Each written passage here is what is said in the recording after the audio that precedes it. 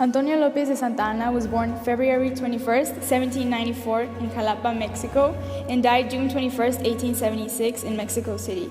He was an army officer and statesman who was the storm center of Mexico's politics during such events as the Texas Revolution from 1835 to 1836 and the Mexican-American War from 1846 and 1848. He was the son of a minor colonial official, and he served in the Spanish army and rose to the rank of captain. He fought on both sides of nearly every issue of the day. In 1821, he supported Agustín de Iturbide in the war for Mexican independence, but in 1823, he helped overthrow Iturbide. In 1828, he backed Vicente Guerrero for president, only to help depose him later. Santa Anna gained much prestige in 1829 when he fought against Spain's attempt to reconquer Mexico, and he became known as the hero of Tampico. This surge of glory helped him gain the presidency in 1833 as a Federalist and opponent of the Roman Catholic Church. In actuality, however, he established a centralized state.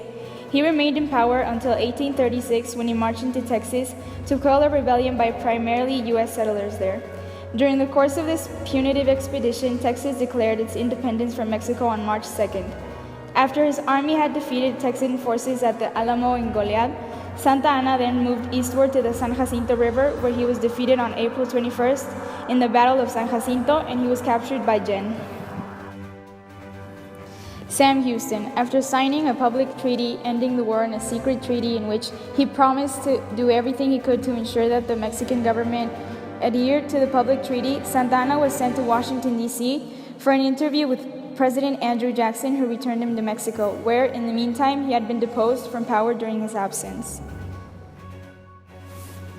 In 1838, when the French Navy seized Veracruz and demanded an indemnity for injuries to French citizens in Mexico, Santa Anna led forces to Veracruz, only to shoot at the ships as they departed. He lost a leg in this.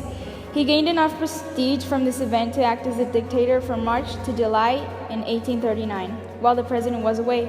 2 years later, he led a revolt and seized power, which he held until he was driven into exile in 1845.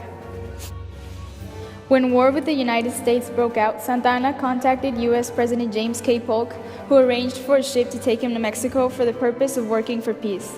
Santa Anna took charge of the Mexican forces upon his return, but instead of acting for peace, he led his men against the United States until he was routed by U.S. forces under General Winfield Scott.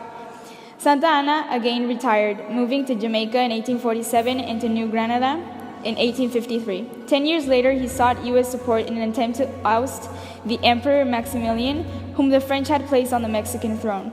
At the same time, he offered his services to Maximilian.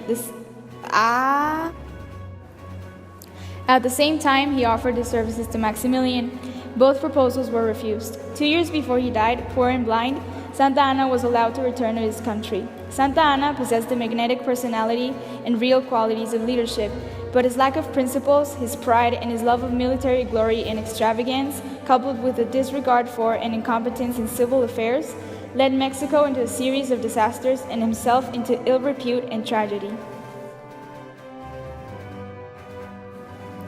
He was the son of a minor colonial official, and he served in the Spanish army and rose to the rank of captain. He fought on both sides of nearly every issue of the day.